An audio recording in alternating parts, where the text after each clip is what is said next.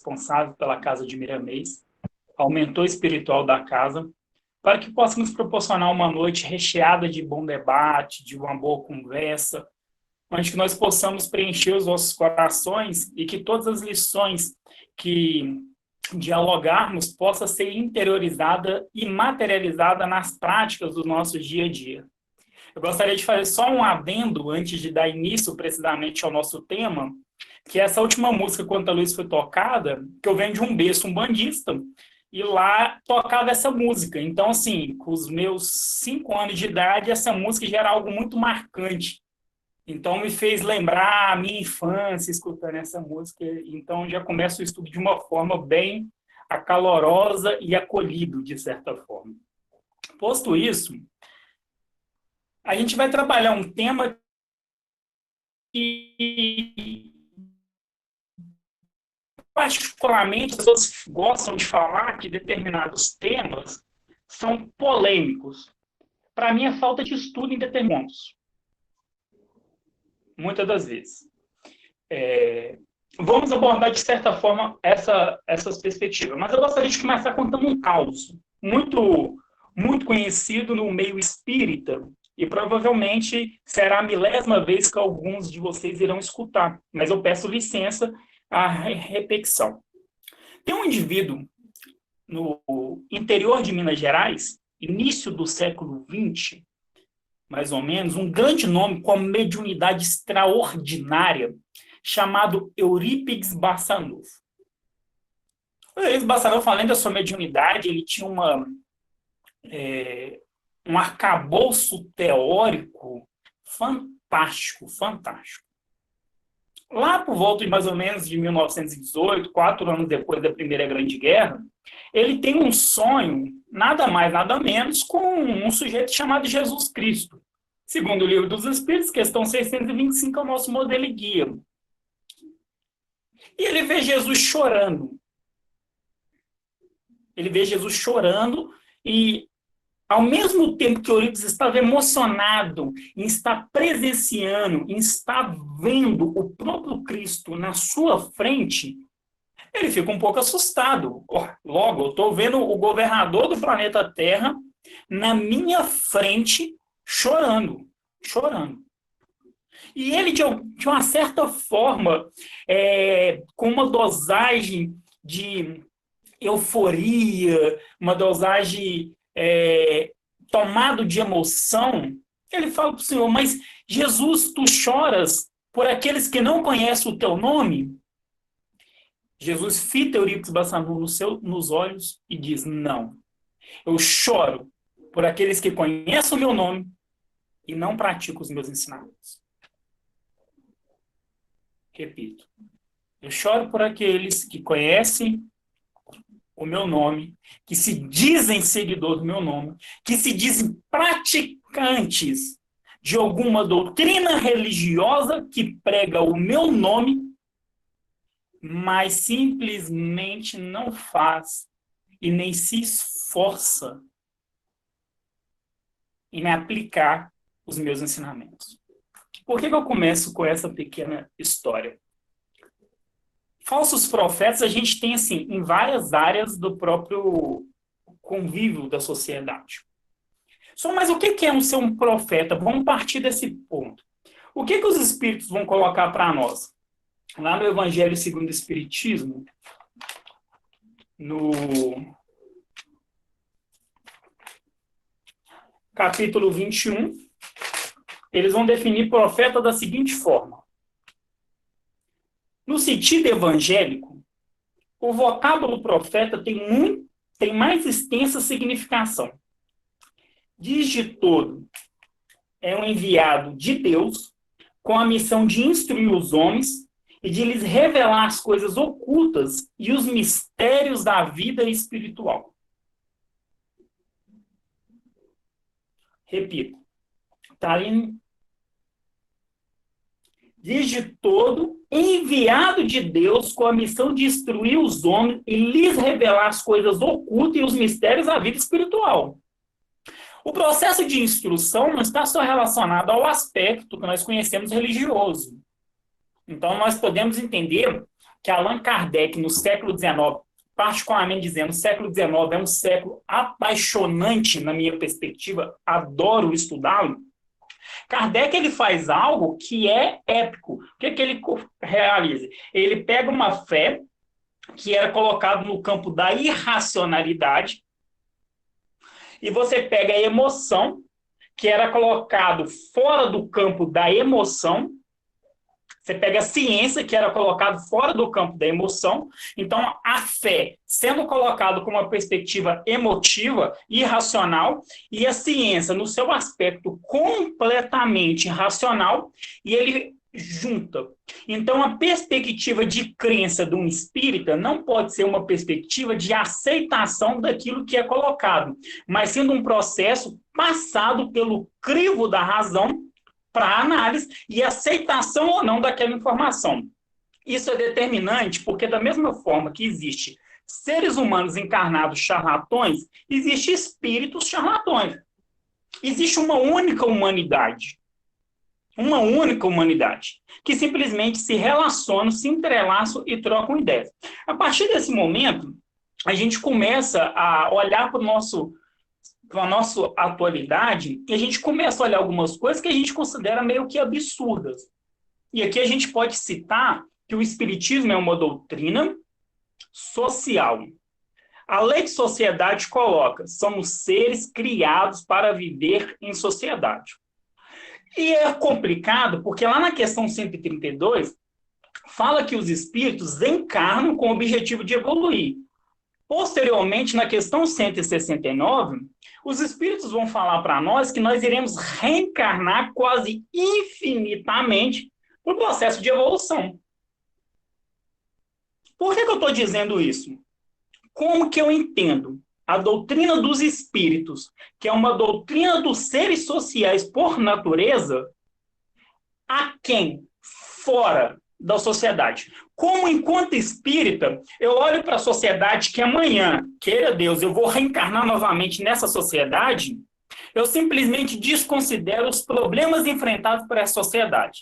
E logo, eu entendo que os problemas enfrentados na sociedade, eu só coloco ela no campo do achismo ou de um reducionismo teórico, onde eu atribuo tudo ao invisível, a Deus, que está resolvendo os problemas. Então, se tem um povo passando fome, é karma. Inclusive, é uma apropriação que não é um termo espírita. Nós não trabalhamos com a ideia de karma, mas popularizou-se. Ah, não, mas ele fez aquilo, vai para o umbral. Apropriando também de uma perspectiva cristão-judaica, onde entende as penas eternas, e a gente substitui os nomes. Então, enquanto espírita, eu não posso ser um sujeito que fica completamente fora dos problemas sociais que nós estamos enfrentando. E quando você tem lobos em pele de cordeiros, e aqui eu vou citar uma frase do Locke, muito conhecida, que diz que o homem é lobo do próprio homem. Quando eu coloco essa perspectiva num aspecto religioso, eu começo a olhar para a sociedade e vejo, bom, tem uma criança de 10 anos que sofreu abuso durante 4 anos e, em nome de Jesus, eu estou mandando essa criança gestar uma outra criança onde colocará em risco a sua própria vida e até a da própria criança, em nome de Jesus. Porque é muito bonito eu falar sobre as cruzadas, porque a gente não está vivendo as cruzadas. É muito bonito eu falar da Inquisição, porque a gente não está vivendo a Inquisição. Porque são histórias que, de certa forma, já passaram. É muito bonito eu encher o peito e falar, ah, não, eu vivi lá na Inquisição, fiz cada barbaridade, por isso que eu reencarnei aqui hoje. Mas dói quando eu olho para a história presente, para a história que eu estou vivenciando, para a história que eu estou experimentando, e não consigo ajustar o meu óculos da doutrina espírita para averiguar as perspectivas sociais que estamos enfrentando. E coloco nas costas e na conta de Deus e da espiritualidade. Dentro dessa perspectiva, eu considero que existe 2 deuses hoje. 2 deuses. Fazendo uma análise sociológica espírita. Vou abrir um parêntese. Eu faço parte do núcleo de pesquisa histórico-social espírita, e a gente busca pesquisar sociologicamente a sociedade por uma perspectiva espírita e de uns teóricos relacionados à própria sociologia. Então, esses temas a gente vem discutindo eles há alguns tempos. Se alguém tiver a curiosidade de conhecer e tudo, depois eu posso passar mais informações. Fechando parente. Para mim, existe dois tipos de Deus. Uma análise religiosa do século XXI. E a gente poderia analisar esses dois deuses, e o use e o de Deus minúsculo, na seguinte frase de Jesus: não se pode servir a Deus e a Mamon. Algumas traduções vamos colocar como dinheiro. A primeira delas está lá no Livro dos Espíritos, que inaugura uma série de questões, 1019 questões, na sua segunda versão do Livro dos Espíritos, né? Obviamente a primeira foi 501, que vai dizer que é Deus. Pergunta muito corriqueira, resposta muito corriqueira no nosso dia a dia, que Deus é a inteligência suprema, causa primária de todas as coisas. Então é o Deus amor. E esse Deus amor, a palavra amor, nós precisamos ter um pouco de atenção com ela. A palavra amor, ela significa, ela vem do latim, você tem um prefixo de negação a, e você tem a palavra morx, que significa morte. Então, amor significa negação à morte. Então, se eu quiser traduzir de uma forma mais eficaz, amor significa vida. Então, quando João coloca que Deus é amor, Deus é a vida, ou seja, Deus cria o que nós realmente chamamos de vida, é a melhor significação de Deus, correspondendo com a questão número 1 do Livro dos Espíritos. Correspondendo com a questão número 1 do Livro dos Espíritos. Então, esse é o primeiro Deus. Esse é o primeiro Deus. É o Deus onde criou o homem à sua imagem e semelhança. O segundo Deus, e lógico que eu estou usando uma forma didática, e não entrando numa perspectiva politeísta, obviamente, mas o segundo Deus é o Deus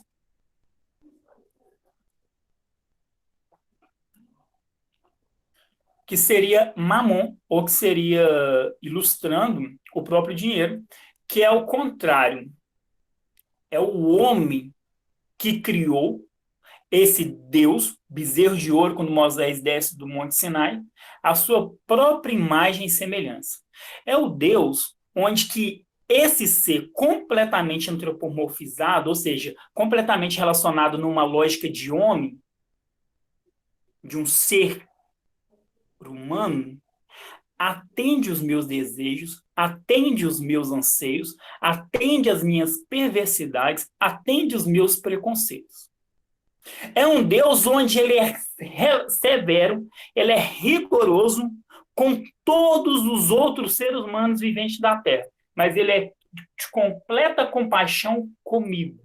Os meus equívocos são relativizados. E essa é uma palavra que eu não gosto muito, a ideia de relativização. Mas eu relativo completamente as minhas experiências, as minhas ações negativas, e sou severo com o outro. O Leandro Carnal, né, um historiador muito conhecido hoje nas redes sociais, eu brinco com o pessoal que eu gosto dos vídeos dele mais antigo, porque tem um conteúdo teórico mais forte. Hoje ele está muito coach. Mas o Leandro Carnal ele tem um estudo, mais ou menos um vídeo de 32 minutos, que fala sobre o Deus do século XXI. Ele é ateu, mas é um historiador na área da religião muito reconhecido. Inclusive tem um livro dele chamado As Religiões Perdidas, onde ele faz algumas comparações e que nós temos contextos históricos da própria religião do Egito Antigo na atualidade. O Leandro Carnal vai colocar que esse Deus que relativiza, ele é completamente aquele Deus onde não se tem mais obrigações que você deva cumprir socialmente ou no seu dia a dia e etc. Você tem somente... Você não tem deveres mais a serem cumpridos. Então, você só tem realmente onde você recebe, você só tem somente direitos e não mais deveres. Os seus direitos são completamente exigidos, os seus direitos são completamente colocado na mesa, mas os deveres não são trabalhados. Mas o dever do outro é colocado. E o problema da humanidade nunca é nosso, mas sempre de um outro grupo muito determinado. Por que eu pontuo isso? Dessa mesma forma que eu considero que existe mais ou menos esses dois tipos de deuses, nessa perspectiva que eu coloquei, o Deus eterno, que sempre existiu, e o Deus que nós, através da nossa ignorância, através do nosso preconceito, criamos socialmente. Também existe dois tipos de pessoas que procuram esses deuses. Então, tem aquelas pessoas que buscam o Deus na sua essência, na sua pureza. E existe também aqueles que buscam o Deus onde vão atender os seus anseios. Onde eu começo a justificar todo tipo de calamidade social. Tá tranquilo? Eu não estou acompanhando o chat. Alguém gostaria de fazer uma intervenção? Posso estar tocando o barco aí, Cadinho? Nego, tá tranquilo. Até agora nós não temos dúvidas, por enquanto. Pessoal, se alguém tiver alguma dúvida, por gentileza, manifeste aí que a gente vai passando por Juan. Sim, pode ir colocando aí que a gente vai fazendo as participações. Então, a partir do momento que eu considero que existe dois tipos de pessoa que buscam esses indivíduos, eu tenho que começar a entender o que é o mal. Eu comentei isso algumas vezes, mas para a gente entender essa perspectiva que muitos religiosos se utilizam, sim, da religião como forma de dominação. Isso é histórico. Allan Kardec, no próprio Evangelho segundo o Espiritismo, também no livro A Gênese, vai colocar o seguinte. Deixa eu ver aqui, no Evangelho segundo o Espiritismo. Deixa eu só ver aqui.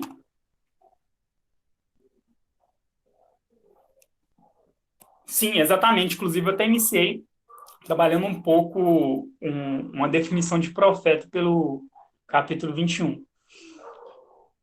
Então, só retomando, a religião ela sempre serviu como forma de dominação, e a religião não no seu aspecto do latim religare, ligar a criatura ao criador, mas a religião no seu aspecto realmente onde você tem dogmas, onde você tem moral criada perante aquela religião, onde você tem que seguir determinados preceitos perante aquela religião.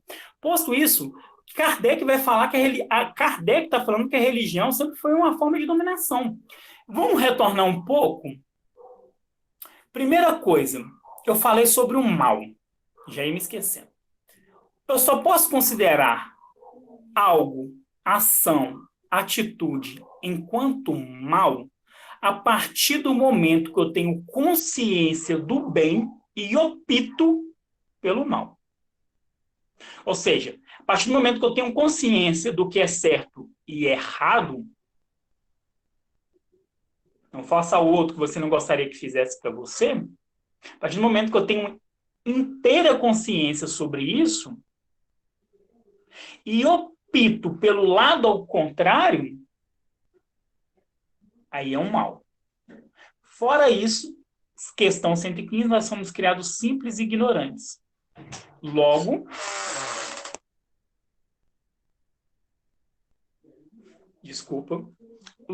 se a gente foi criado simples e ignorante, gente, só um instante que está dando uma travada aqui.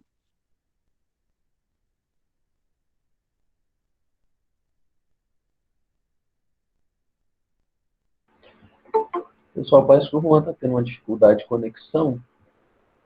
Aí, voltou. Voltou. Desculpa. Então, eu estava falando o seguinte, a partir do momento que relaciona, eu não tenho consciência dos meus atos e sem ignorância. Então, ignorância é uma coisa, maldade é outra. Quando eu retorno lá no Egito Antigo, por exemplo, existia os escravos e existia o faraó. O faraó era considerado o intermédio entre os deuses e os homens. Então, você olhar para o faraó, você estava olhando para o representante dos deuses na Terra. Então, você estava olhando para um indivíduo sagrado.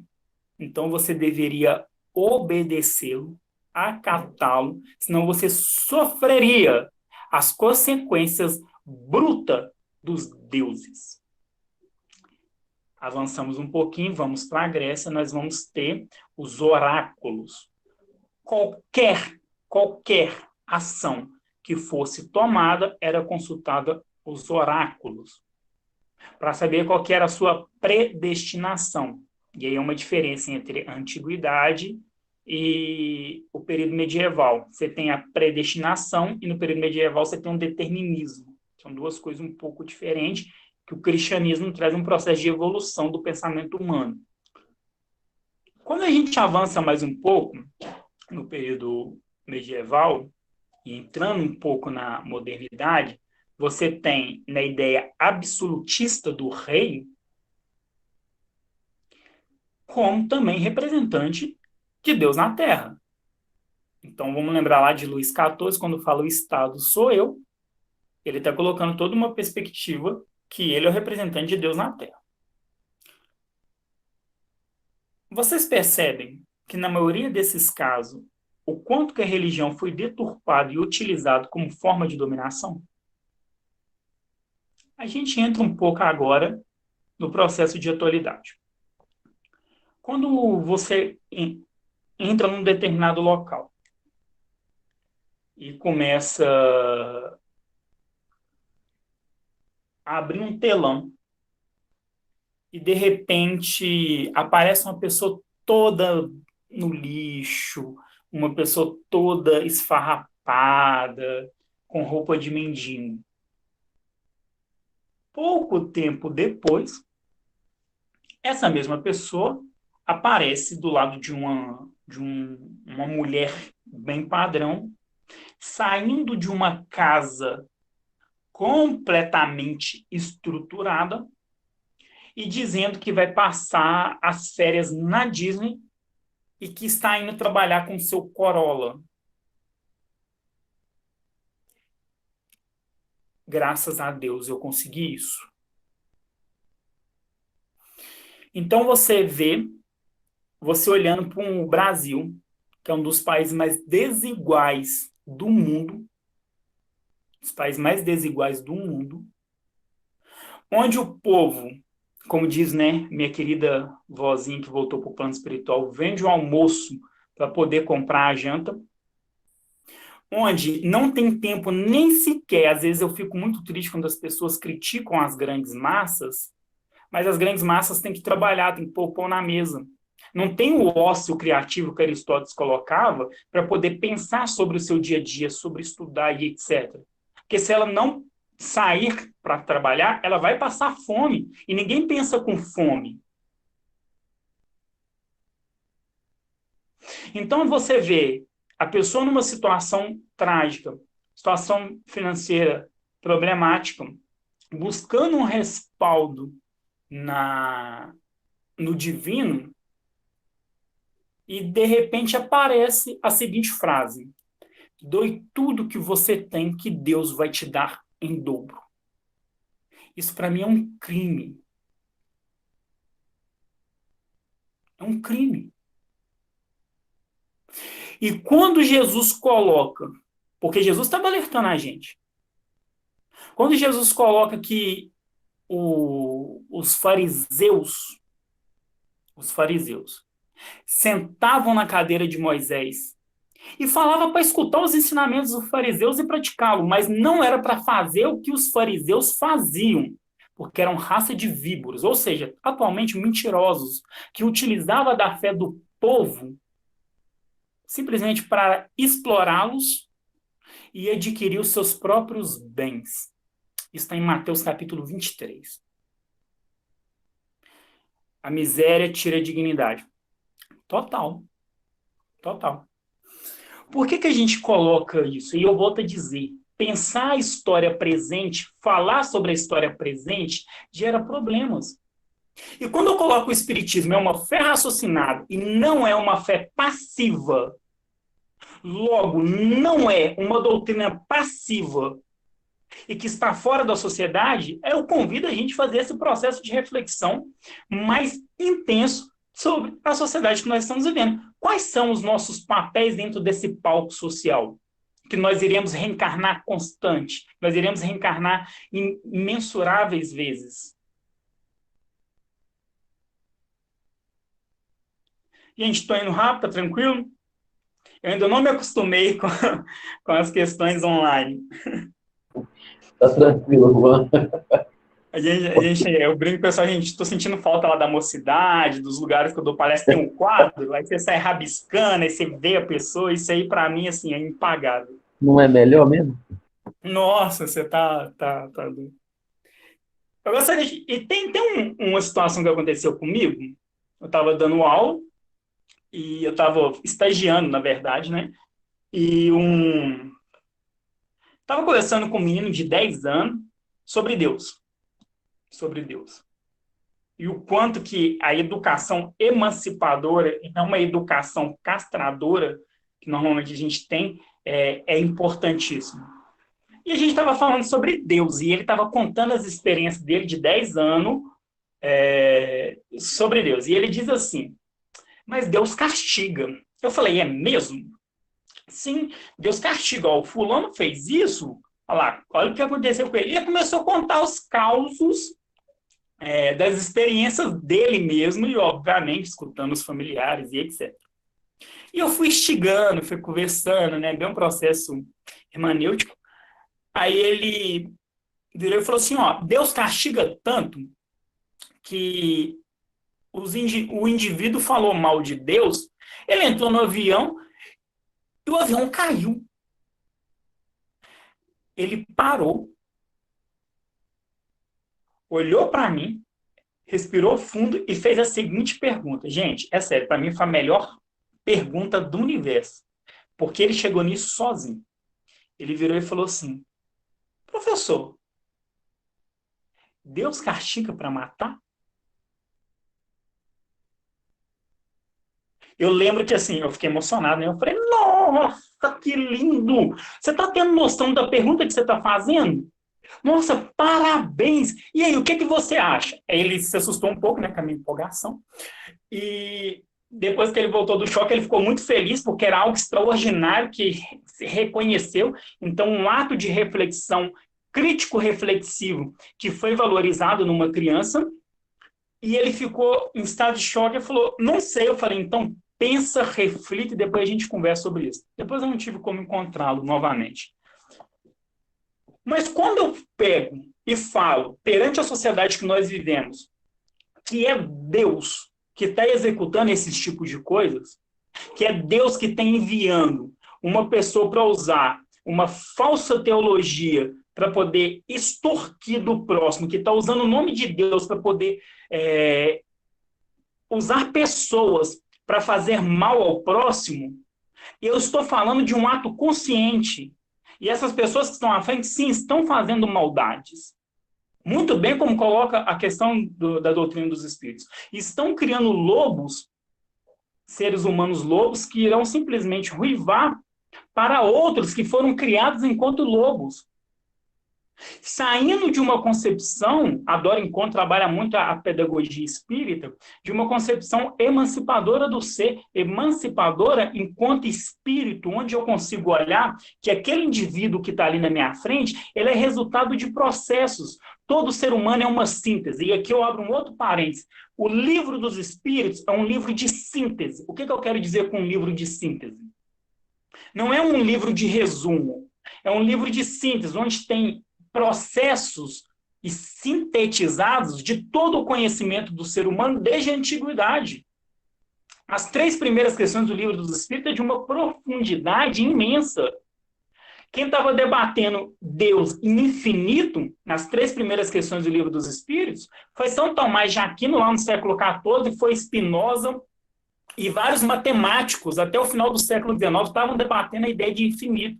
Aquelas 3 questões do Livro dos Espíritos é pelo menos 300 anos de aprofundamento em pensamentos diversos para a gente entender o que os Espíritos estão falando ali. O Livro do Espírito é uma síntese, e o síntese, como o Herculano Pires coloca para nós, é onde sintetiza todo o conhecimento e proporciona elementos para formulações de conhecimentos futuros. Então, quando coloca que o pensamento de Kardec é muito desconhecido pelos espíritas, sim, é verdade. E muitas das vezes prevalece um achismo dentro das reuniões, aí já fechou parênteses, o achismo dentro das reuniões das casas espíritas, onde começa a falar, olha, eu acho que o fulano desencarnou lá no avião por causa da outra reencarnação. Por favor, gente. E através disso eu começo a configurar em uma única pessoa a personificação religiosa, porque a gente está desesperado, porque a gente não tem autonomia enquanto sujeito. Isso eu não culpo só nós, enquanto ser subjetivo, mas a gente, enquanto ser coletivo e socialmente dizendo, para dizer e assumir as nossas responsabilidades, não a minha responsabilidade somente, as nossas. E eu fico desesperado procurando salvadores. Eu fico desesperado buscando a salvação. Eu fico desesperado por gurus.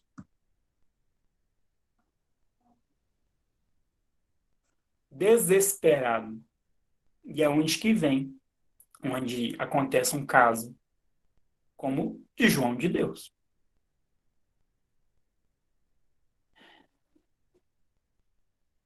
Lembra quando eu coloco que o indivíduo se coloca enquanto portador da verdade e da sua relação com o sagrado, da sua relação com o divino? Kardec joga isso por terra. Porque todos são médiums. Não vou entrar nessa discussão aqui, de forma ampla. Todos são médiums. Então, médium, aquele que se comunica com os espíritos, não são indivíduos pertencentes a um grupo de eleitos, escolhidos por Deus. Médium é um ser humano qualquer. Obviamente, com suas responsabilidades, como todo outro ser humano. Então, Kardec democratiza a mediunidade. E às vezes você chega numa casa espírita, você tem um santuário da reunião mediúnica que ninguém pode entrar. Evangelização infantil, nem pensar, vai perturbar os espíritos. Está tendo tratamento. Não, gente, não está tendo tratamento ali. É na casa espírita toda. Deixar me vir as criancinhas. Aí, quando eu começo a colocar que aquele dono daquela reunião mediúnica, o espírito que transmite a mensagem, ele não deve passar pelo crivo da razão. Não passando pelo crivo da razão, eu começo a aceitar as piores barbaridades através, mediunicamente dizendo. Aí que a gente entra, por exemplo, nos falsos profetas da erraticidade, nos falsos profetas do plano espiritual. Como eu disse, não estão desassociados dos encarnados. Me incomoda muito quando a gente fala, o plano espiritual é lá. Fala, tá, o plano espiritual é lá. Alguém aqui está vendo o meu espírito? Espírito é complicado, né? Alguém está vendo o meu perispírito? Não, né? Alguém está vendo o meu mentor, se não tiver nenhum claro evidente aqui? Porque eu só estou vendo os seus corpos. Então, deixa eu entender. Você está no plano espiritual e no plano material ao mesmo tempo? Sim, né? Então, como que eu começo a falar que a minha vida é do outro lado e não aqui? Como eu começo a considerar que um espírito, sem analisá-lo, ele está trazendo uma verdade resumida numa única psicografia? Cadê o crivo da razão? Observai se os espíritos são de Deus. Caminhando já, de certa forma, deixa eu olhar a hora aqui que a gente empolga, né? 9h50, tem um tempinho ainda para a gente bater um papo. Então, eu vou trazer algumas perspectivas, se a gente for analisar, até através do viés científico. Não sei se vocês sabem como que funciona uma informação científica, e aqui combatendo o achismo. Uma informação científica, vamos pegar o livro dos médiuns. O que o livro dos médiuns foi? Kardec escreveu, colocou as suas pesquisas para que outras pessoas lessem, fizesse um processo de refutação para que ele pudesse reformular, elaborar e aprofundar o seu tese. Um dado científico, ele passa por toda uma pesquisa profunda. Essa informação é jogada perante a comunidade científica. Diante dessa comunidade científica, eles vão estudar essa informação e vão concordar ou não. Dessa maneira, sabe quando Kardec fala da universalização da informação? É isso. Uma informação só pode ser considerada enquanto verdadeira, no meio científico verdadeira, entre aspas, se a comunidade científica, comunidade, não um cientista, a comunidade científica concorda com aquela informação. Vou trazer uma coisa bem atual. Saiu alguns estudos sobre a cloroquina falando que essa informação, que era um remédio completamente perigoso, não tinha eficácia e etc. relacionado ao Covid-19. Depois, a maioria dos cientistas chegaram a essa conclusão. Depois teve um estudo que pôs em xeque essa questão. Não saiu, a Organização Mundial da Saúde não estava falando, mentindo, enganando o povo. Não tá. Que colocou em xeque essa informação. O que todos os cientistas fizeram? Reformularam as novas pesquisas sobre o assunto e comprovaram que era verdade essa primeira hipótese, essa primeira informação que estava lá atrás. Então não tem achismo. E Kardec está dando um conselho para nós, identificar os falsos profetas, que são cientistas, que são religiosos, e para mim os religiosos são os piores, com todo respeito, porque está utilizando o nome do mais sagrado, do mais divino, para poder deturpar o outro. Kardec está aconselhando você tomar cuidado com toda a sociedade em si, até com fake news. Porque a partir do momento que eu recebo uma informação, deixa eu procurar a universalização daquela informação em várias fontes, porque eu vou saber se ela é verdadeira ou não. Kardec dando conselho para fake news no século XXI, gente. Porque fake news não é algo novo. Falsas notícias não são algo novo.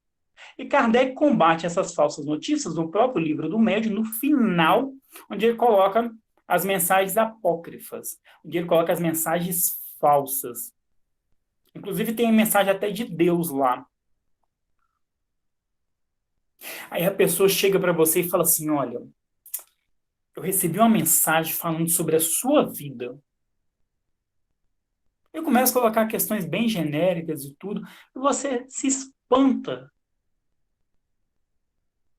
E é onde que tem que acontecer um processo de treinamento. Pois bem, avançando um pouco mais. Gente, alguém quer fazer alguma colocação? Nossa, incomoda muito quando eu vou falando e às vezes as pessoas não interrompem. Acabou.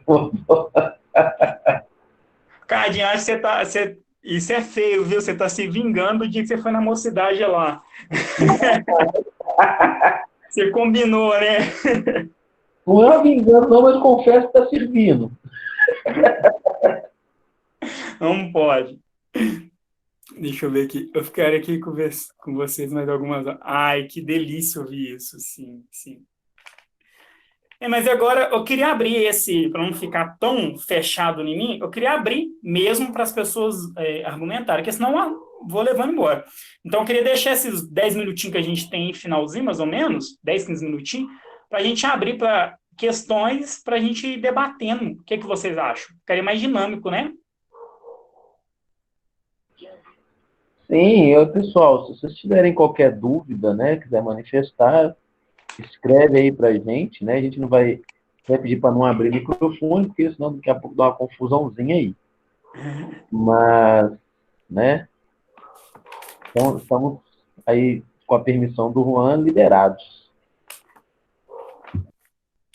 Ô, Juan, eu estava até te ouvindo aí também, cara. Vou até aproveitar, então, um momento, para falar assim, como que a gente, diante das traduções do que significa o profeta, né, cara?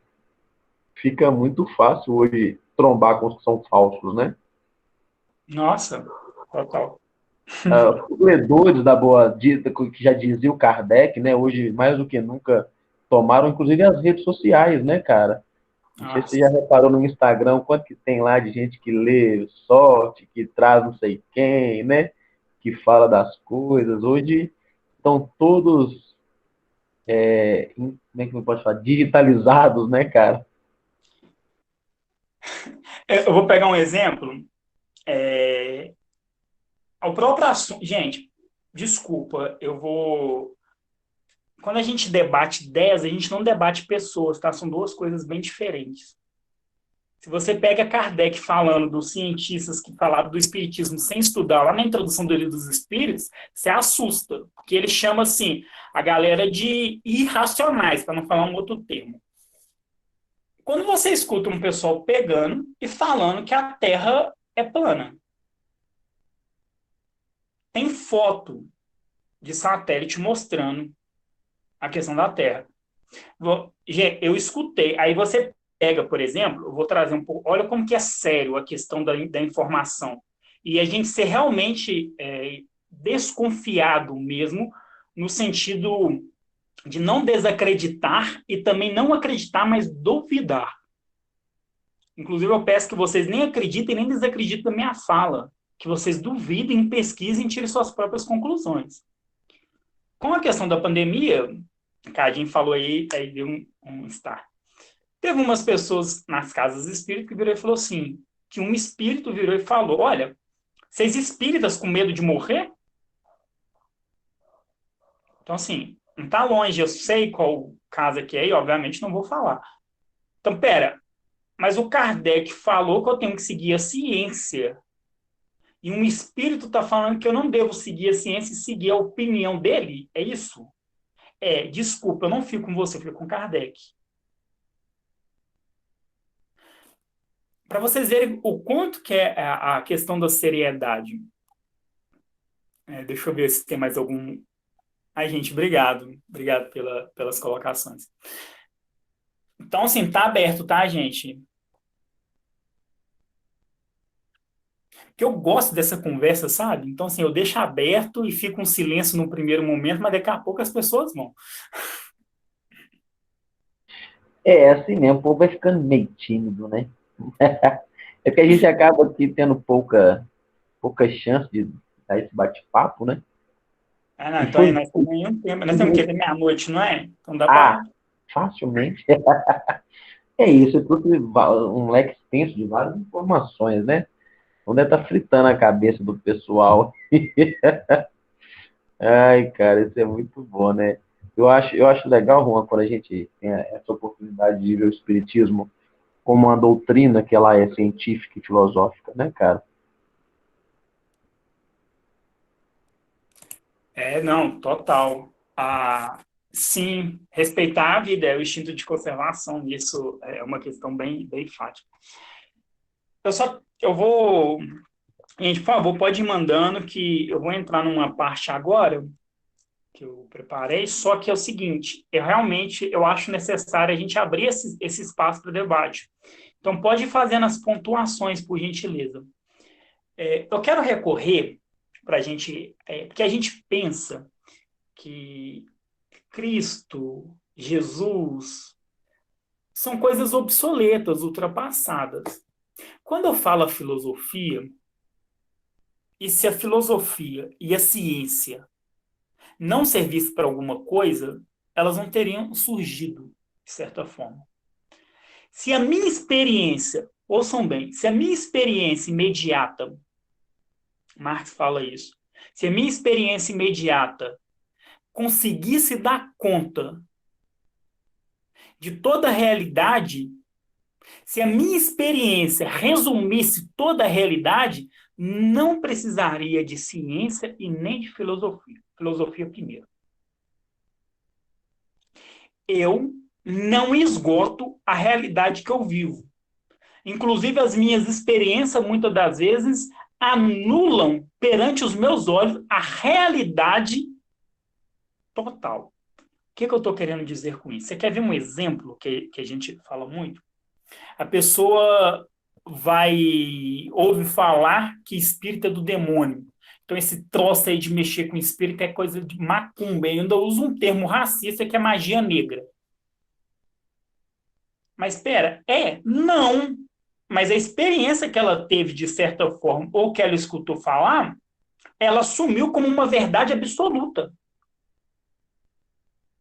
Aí eu poderia citar isso, e é aí que entra, né? Que cada um é doutor em determinadas áreas.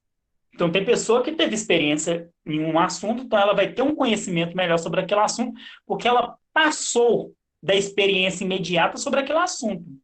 Então, naquele assunto ela conhece. Não quer dizer que ela domina todos os assuntos, que seria até impossível, né? Por isso que a gente reencarna várias vezes. Por que eu estou chamando a atenção disso? Questão 625, como eu coloquei. Jesus Cristo é o nosso modelo e guia. Referência.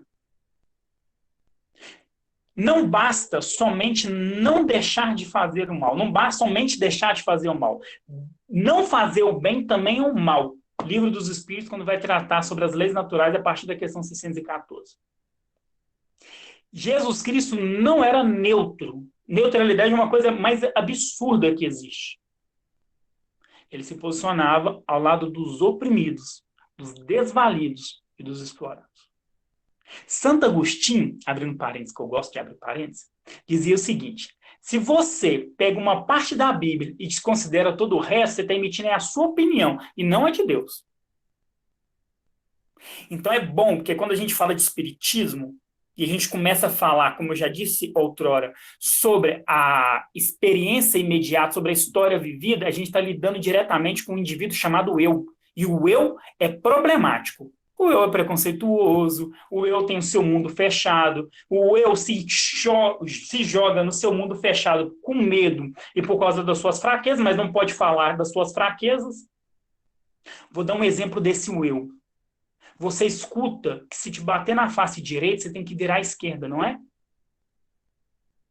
Mas você escuta também que se apanhar na rua, você apanha em casa. Especialmente os homens que eu vou estar falando isso. Então, você escuta dentro de uma instituição que você não deve pagar o mal com o mal. Mas, culturalmente, você escuta que você não pode levar desaforo para casa. E que o homem não chora. Mas Jesus chorou. Mas Jesus virou a outra face. Um mentor espiritual dizia que ser cristão é fazer o óbvio. Porém, que fazer o óbvio hoje entre os cristãos, muitas das vezes é fazer o absurdo. Então, quando a gente pega a vida de Jesus, e aqui nesses minutinhos que eu tenho no final, existiu muitas pessoas que se diziam portadores dos ensinamentos do Cristo, e tais como profetas e etc., mas que eram verdadeiros pseudos, picaretas mesmo. Não vamos esquecer que o primeiro assassinato em massa por causa de Jesus foram de crianças de 0 a 2 anos. Quando Herodes mandou matar Jesus e ele fugiu para o Egito e se tornou um refugiado no Egito. Não vamos lembrar que quando Jesus fala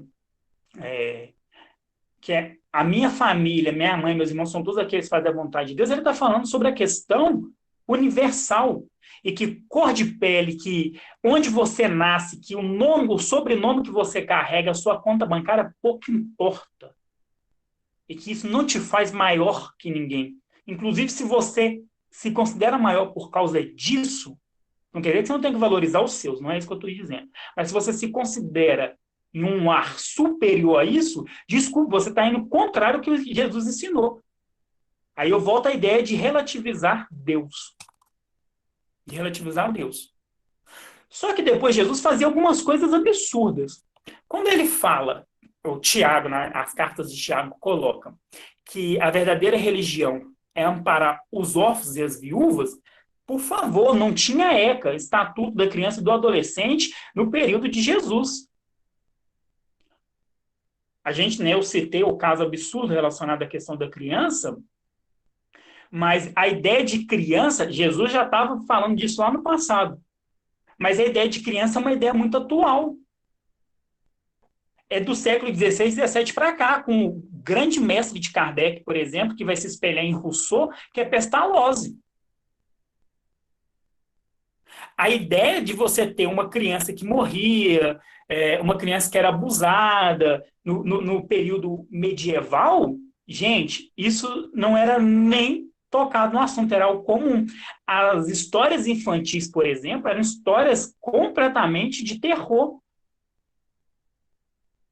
Mudaram. Então, a criança do jeito que a gente conhece, aí Jesus fala, deixai-me vir em minhas criancinhas. Então, você vê a perspectiva do Cristo. Então, quando ele fala das crianças e das viúvas, por que que quando ele estava lá na cruz, ele vira para João e fala, ó, aqui sua mãe e mulher, aqui seu filho? Porque Maria não teria suporte nenhum na sociedade que ele vivia de amparo. Recorrente a toda a estrutura. Quando Jesus vira e fala que o próximo é todo aquele que serve de misericórdia com o outro, lá no Evangelho de Lucas, parábola do bom samaritano, se não me engano, capítulo 10 ou 11, não sei, ele coloca que o próximo era um samaritano, eu vou usar até parafrasear o Ricardo Marçal, ele diz o seguinte, você chamar alguém de um judeu de samaritano é a mesma coisa, apesar que hoje algumas pessoas não estão achando isso muito ofensivo. É você chamar uma outra pessoa de nazista. O judeu era isso. Por isso que eu falo, falar do passado é muito tranquilo, mas quando a gente traz para a atualidade, dói. Porque gera um incômodo, né? Porque o espiritismo, a gente considera aquela doutrina idealista, né, que está fora, completamente contrário do que Kardec colocou. Quando Jesus se relaciona com as prostitutas e coloca ela em patamar de igualdade, que qualquer um poderia sentar para comer do seu lado, ele está contrariando toda uma perspectiva do que era a mulher. Não sei se vocês sabem, a mulher tinha que andar 2 passos atrás, e a mulher também, ela não poderia frequentar o templo, e a menstruação da mulher na época de Jesus era considerado completamente algo abominável. Então, a mulher, depois da menstruação, ela tinha que fazer, não sei, umas questões ritualísticas para se purificar novamente. E Jesus não fazia distinção. E o livro dos Espíritos coloca que nós somos iguais diante de Deus. Ao sermos iguais diante de Deus, questão 803, na questão 804, os Espíritos pontuam que nós somos diversos, somos iguais diante de Deus, mas somos diversos socialmente, e que essa diversidade, ou seja, tem coisa que eu sou muito melhor e tem coisa que vocês são muito melhores, e isso é ótimo, que a gente não tem que competir, a gente tem que aprender com aquilo que a gente tem aptidão. Ou seja, na unidade somos diversos, e na diversidade nós aprendemos uns com os outros. E na questão 806, coloca que a desigualdade social é a responsabilidade dos seres humanos. Mas aí Jesus começa a fazer algumas coisas mais delicadas. Jesus não parou por aí. Ó, Jesus contrariou a ideia de inferioridade de uma raça, dos judeus perante o outro. Jesus colocou a mulher no mesmo nível de patamar. Jesus se preocupou com as crianças, Jesus se preocupou com os ovos, Jesus... E foi assassinado do lado de 2 ladrões. E não julgou nenhum. Quando eu olho para a nossa sociedade e eu percebo alguém usando o nome de Jesus para poder excluir qualquer indivíduo, qualquer ser humano, por causa da sua orientação sexual, por causa da sua cor de pele, por causa de onde ele nasceu e por causa das suas condições socioeconômicas, em nome de Jesus, vamos lembrar que isso tudo é nome de Jesus, tá? É em nome de Deus que eu estou fazendo isso. Eu falo, olha, você não entendeu muito bem o mínimo do que é. Porque a pedagogia de Jesus é uma pedagogia que inclui, jamais exclui. Jesus não exclui. Dizer ao contrário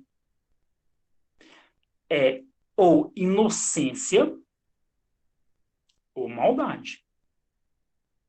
Ou maldade.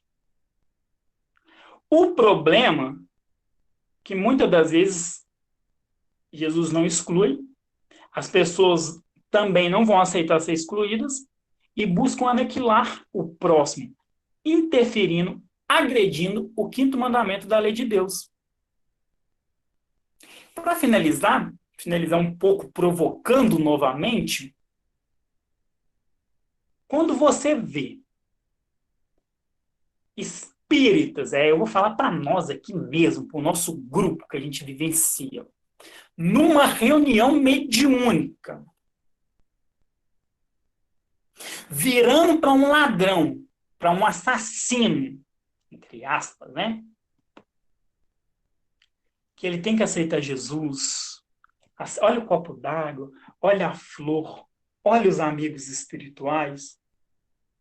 Olha, sua irmã apareceu. É muito bonito.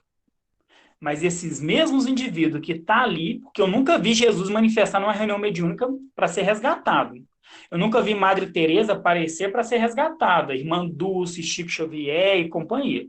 Nunca vi Zélio de Moraes, nunca vi. Mas eu já vi estupradores, eu já vi ladrões, eu já vi malfeitores de todas as formas. Esse mesmo indivíduo que está falando para um criminoso na reunião mediúnica que ele tem que aceitar Jesus, é o mesmo que posta no Facebook, muitas das vezes, estou relativizando, muitas das vezes que bandido bom é bandido morto. Não um pouco incoerente? E finalizando a minha fala, a partir do momento que eu olho para os pseudos profetas que se encontram em todas as áreas defendendo tortura, defendendo exclusão do outro e se colocando como superior, o mínimo que eu posso dizer é que isso é anticristão. E os falsos profetas utilizam o nome de Deus numa perspectiva que não é cristã e tampouco é espírita. Muito obrigado. Desculpa se eu me delonguei um pouco e obrigado pela oportunidade. Então,